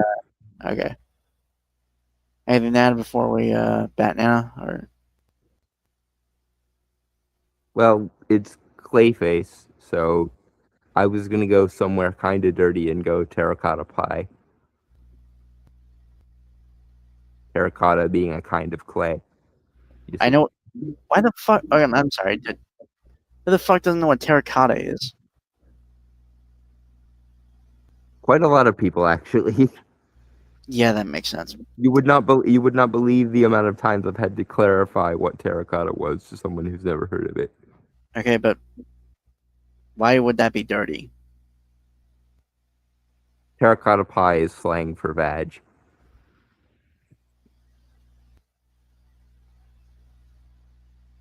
I didn't know that. Huh. No, let's go bat Nana. Okay. Bat Nana. You are. What the? Because Clayface. Terracotta. No, I got it, but really? Really? Your mind went immediately to that. Well, no, it first went to terracotta, but then I thought of terracotta pie, which sounds at least vaguely like food. And then my brain went to the dirty. You got issues, man. As though this is his first day, ladies and gentlemen. Somehow you always end up surprising me. Every time. Just a new lower level of this shit. I don't get it. Oh, as the Cheshire Cat said to Alice, we're all mad here. Also, I like the look of it. You know? Mm-hmm.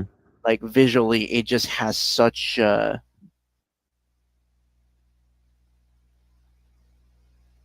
doesn't even come across like a standard horror movie, either. With, like, how it's lit, how it's shot, you know? It just... They could do some really interesting things here. I know, I'm just saying, like just the base level, like... I haven't seen enough of it to judge the aesthetics yet. I'm just talking about the first frame right now, but it looks, I don't know, I dig it, you know? I try not to judge based on a single frame. I've literally done editing and stuff, and I've wanted to be a director my whole life, so Mm-hmm. I kind of have to. But anyway, Bat Nana.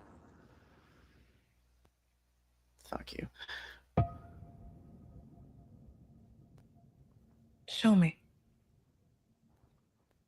Show me.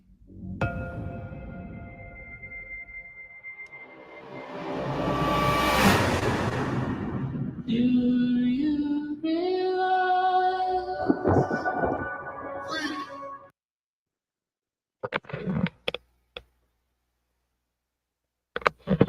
Now we're saying Gotham in the daytime. That's weird. A little weird, yeah. You could have at least made the sky red or something. Yeah, and of course there is the question of, you know, because we've decided that Bat Limbo needs to be a thing that exists. Are we Reeving or are we? It's not. No, it's in the DCU. It's not in the Reeves verse. So It's a they- very strange thing to start a version of Batman off by focusing on one of the villains. they did the same thing with Dr. Phosphorus. True. It's just an odd choice is all. Then again, like I said, the idea of having multiple cinematic Batmen at once is a problem. So I guess focusing on something that isn't Batman within the context of Gotham does soften that blow a little bit. Plus, if you made Batman like the kind of boogeyman character or something towards the Then end, we get to see him in the like quasi cryptid mold that the criminals of Gotham see him as. yeah. Something that I remember suggesting for Joker 2 long before we got Joker 2, and of course didn't materialize because Joker 2 was too busy shitting on everyone who liked the first one to do anything interesting with it. Yeah. Batman.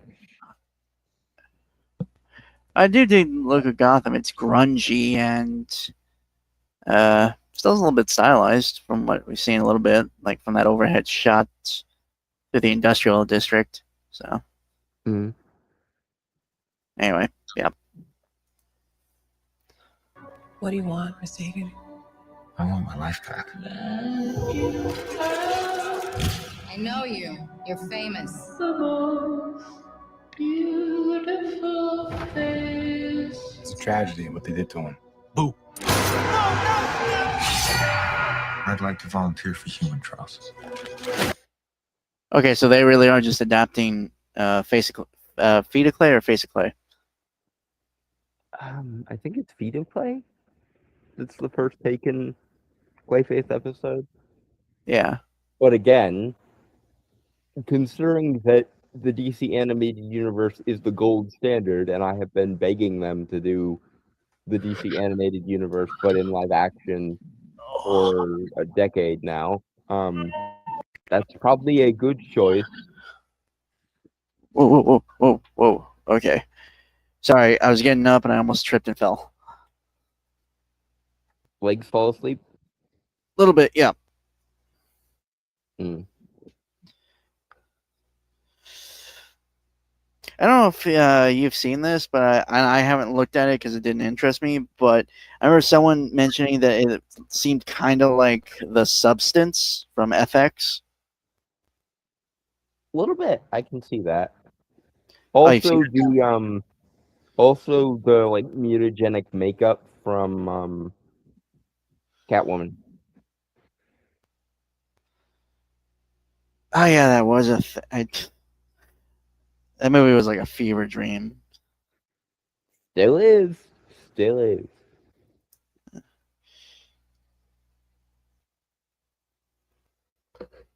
Yeah, that was supposed to be a Michelle Pfeiffer movie, but because of development hell, it got revamped into what we saw. Yeah. I really want to know what the Michelle Pfeiffer Catwoman movie would have looked like. You know, actually, when did because they could have borrowed from was it Darwin Cook or Tim Sale's Catwoman run? Well, Batman Returns came out in I think 91. No, I just meant for the the Halle Berry movie, the thing they could have taken inspiration from. That around the Catwoman time was 2006, I think. Might have been. Hold on, let me look it up because it's gonna bother me. –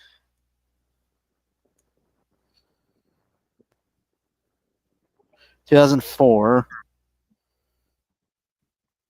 So they could have used. Well, okay, maybe not. Jeff Loeb, Catwoman When in Rome.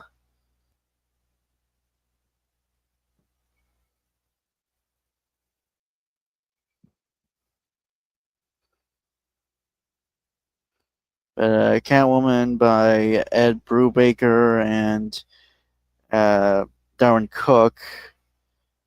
That series was well, that's the first series that did like the black like biker aesthetic Catwoman suit, which they could have used that, to be fully honest. They could have. They didn't. They could have.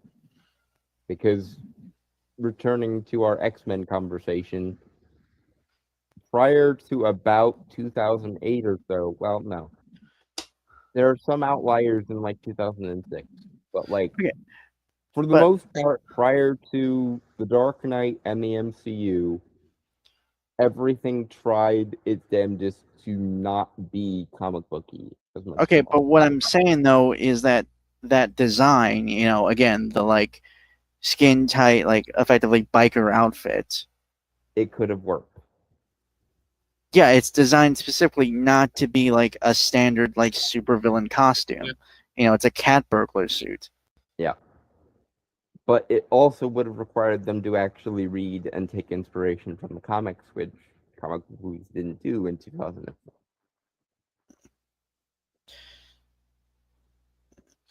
Anyway. Batnana. But also, it looks like a film, right? Like, it doesn't look like washed down or anything. Like, there are actual shadows and lighting, and it feels like a real kind of place. Stylized, but tangible. I haven't seen anything that's particularly made me take notice yet, but you're more about cinematography than I am, so I will take your word. Like, I'm so used to flat lighting and bullshit from Marvel. This stands out much more. Okay? Mm. This has depth. Okay? Mm. Like I said, I haven't seen anything particularly impressive yet, but you're the cinematographer. You never do. I'm sorry, I'm tired. I've been up since 4. I've been up since 4:30 in the morning. I know. You're just bitching. You are, however, wrong. I have praised cinematography before. It just has to be laid on a bit thicker for me to notice or care, usually.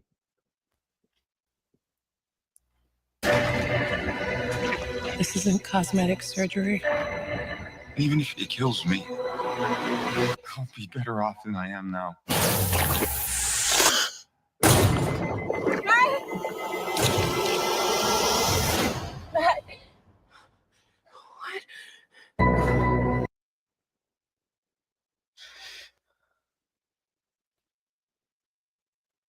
How about now? It's fine. Oh, god damn it. Apart from the fact that it didn't make me just think of Morbius a little bit, and I'm not saying that to be insulting, it just, that's what popped in my head.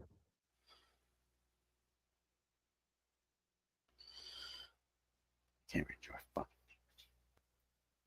I'm okay. You okay? I'm okay. I feel great, actually. I have no idea what side effects you'll have or how to treat them. Sir, the seatbelt sign is on. We're in unknown territory. Okay, that blue is interesting. The what? The blue on the like plane. The like blue lighting. Of course, that's the thing you figure. Okay.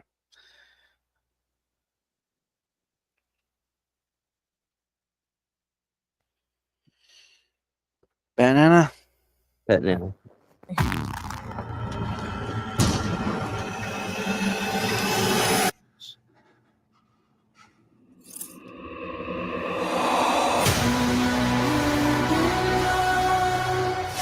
What's happening to me? If you're harboring feelings of anger, Okay, the yellow neon is very cool. Furthering the submission that maybe, like with most versions of Gotham, focus on the nighttime shots, folks.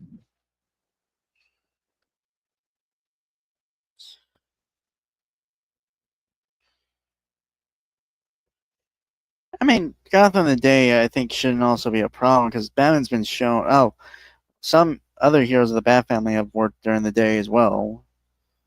Right. But I will say this, because I know you were going to cut me off.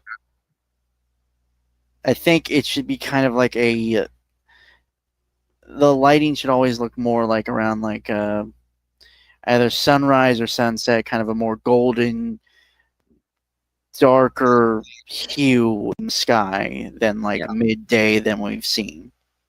There are also ways you can filter even noon light that would make it look more, that would keep the feel of Gotham consistent. Because the thing with all iterations of the Batman, full stop, Gotham has to be a character in its own right. Whether it's Burton, whether it's Nolan, whether it's Reeves, Gotham is both setting and character, and it has to feel alive in some way.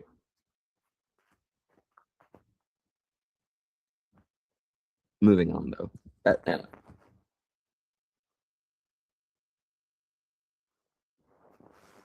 You need to let them go. You want to know how I feel? The people I trusted betrayed me. The justice system failed me.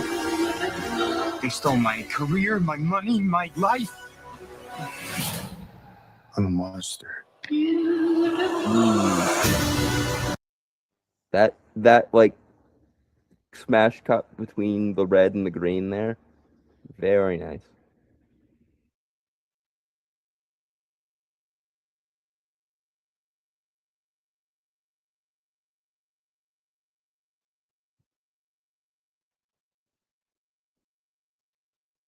Batman.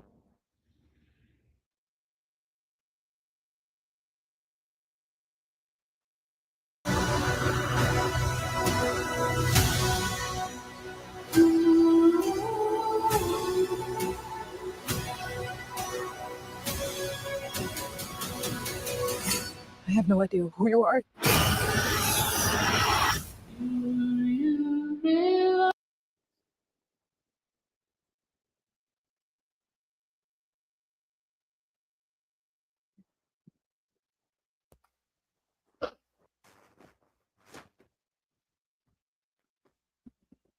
Didn't Twilight do that with the lighting? The lighting? I have no idea what you're talking about. Ways to make daylight seem more otherworldly. So gray bullshit. With Twilight, that worked because A, it represented cloud cover, and B, it was meant to be, semi horrific. But I get what he's saying. I just never got into it. You shouldn't have to block out the sun to make it aesthetically interesting, but something like that could at least have worked. I wouldn't quite go with the blue-gray filter. I'd go with something a little bit more vibrant than that, but something along those lines. Oh, all right. Well, just for one time purposes, also I am standing right now because my legs went to sleep, and now I feel like I'm kind of swaying. So yeah. So we will deal with Coyote versus Acme in next week's episode. Yeah.